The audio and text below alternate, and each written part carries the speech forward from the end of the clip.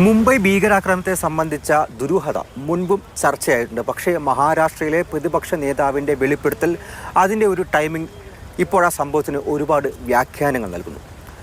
ബസന്തട്ട, ഈ കാവി ഭീകരത എന്നുള്ളത് ഇപ്പോൾ വീണ്ടും ചർച്ചയാവുകയാണ്.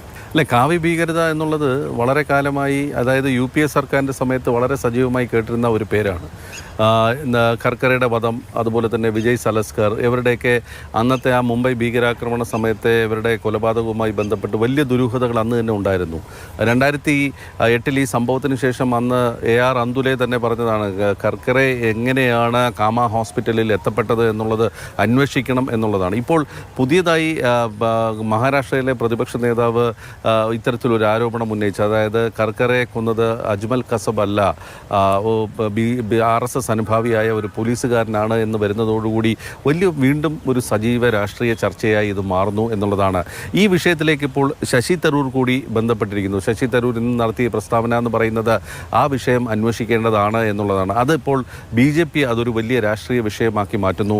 അന്ന് ഈ മുംബൈ ഭീകരാക്രമണത്തിൽ വെടിയേറ്റ ഒരു പെൺകുട്ടിയെ കൊണ്ടുവന്ന് കർക്കരെ കൊന്നത് ആരാണ് എന്ന് ഞാൻ കണ്ടതാണ് തുടങ്ങിയ തരത്തിലുള്ള ഒരു രാഷ്ട്രീയ ചർച്ചയിലേക്ക് ഇത് കൊണ്ടുപോകുമ്പോൾ മഹാരാഷ്ട്രയിലെ നിർണായകമായ 40 സീറ്റുകൾ എങ്ങനെ തിരിയും എന്നുള്ളതാണ് കണ്ടറിയേണ്ടത്.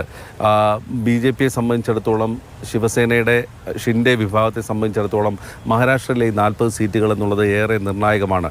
വേറെ വിഷയങ്ങളൊന്നും ഇല്ലാത്തപ്പോൾ ഈ വിഷയം ആളിക്കത്തിക്കാനുള്ള ശ്രമമാണ് ഇപ്പോൾ നടക്കുന്നത്. അതുകൊണ്ട് തന്നെ കോൺഗ്രസിൻ്റെ ഭാഗത്ത് നിന്ന്, അല്ലെങ്കിൽ കോൺഗ്രസിൻ്റെ പ്രതിപക്ഷ നേതാവിൻ്റെ ഭാഗത്ത് നിന്ന് വന്നിട്ടുള്ള ഇത്തരത്തിലൊരു പ്രസ്താവന കോൺഗ്രസിന് ഗുണം ചെയ്യുമോ അതോ വലിയ തിരിച്ചടിയിലേക്ക് കാര്യങ്ങൾ എത്തിക്കുമോ എന്നുള്ളതാണ് കണ്ടറിയേണ്ടത്. മസൂറ, തീർച്ചയായിട്ടും. അതോടൊപ്പം തന്നെ ഈ ആരോപണത്തിന് പിന്നിലെ കഴമ്പെന്ത് എന്നുള്ളത് വലിയൊരു ചോദ്യമാണ്. കാരണം കേവലം ഒരു സംഘപരിവാർ ബന്ധമുള്ള പോലീസുകാരനെ മാത്രമല്ല, മറിച്ച് BJPയുടെ തന്നെ ഒരു സ്ഥാനാർത്ഥിക്കെതിരെയാണ് ഇപ്പോൾ ഇത്തരത്തിലൊരു ആരോപണം ഉയർന്നിരിക്കുന്നത്. അല്ല, തീർച്ചയായും ഇതൊരു വലിയ രാഷ്ട്രീയ വിഷയമാക്കി മാറ്റാൻ BJP ശ്രമിക്കുന്നത് അതുകൊണ്ടാണ്. ഒന്ന്, RSSൻ്റെ പേര് ഇതിലേക്ക് വലിച്ചഴിച്ചു എന്നുള്ളതും, രണ്ട്, അന്നത്തെ ആ സംഭവം, അതായത് അജ്മൽ കസബുമായി ബന്ധപ്പെട്ട് മുംബൈ ഭീകരാക്രമണവുമായി ബന്ധപ്പെട്ട് മുംബൈ പോലീസ് സേനയിലും അതോടൊപ്പം തന്നെ മുംബൈയിലെ തന്നെ ജനങ്ങളുടെ ഇടയിൽ, മഹാരാഷ്ട്രയിൽ തന്നെ പൊതുവിലും ജനങ്ങളുടെ മനസ്സിൽ ഇന്നും നീറിപ്പോഞ്ഞു നിൽക്കുന്ന ഒരു വിഷയം തന്നെയാണത്. അവർക്ക് വൈകാരികമായ പ്രശ്നങ്ങളുള്ളൊരു വിഷയം. ആ വിഷയത്തിൽ ഇത്തരത്തിലൊരു നീക്കം വരുമ്പോൾ അത് എങ്ങനെ തിരിയുമെന്നുള്ളതാണ് കണ്ടറിയേണ്ടത്. ഇപ്പോൾ ശശി തരൂരിൻ്റെ പ്രസ്താവനയ്ക്കെതിരെ BJPയുടെ വക്താക്കളൊക്കെ തന്നെ രംഗത്ത് വന്നപ്പോൾ ശശി തരൂരിന് വീണ്ടും ഒരു വിശദീകരണം ഇറക്കേണ്ടി വന്നിരിക്കുന്നു. ഞാനത് അജ്മൽ കസബ് അല്ല കൊന്നത് എന്നതല്ല ഞാൻ പറഞ്ഞത്, ഇത്തരത്തിലൊരു ആരോപണം വന്ന പശ്ചാത്തലത്തിൽ അതൊന്ന് അന്വേഷിക്കേണ്ടതല്ലേ എന്നുള്ള തരത്തിലുള്ള ചില ന്യായീകരണങ്ങൾ കൊണ്ട് ശശി തരൂർ അതിനെ നേരിടാൻ ശ്രമിക്കുന്നു എന്നുള്ളതാണ്.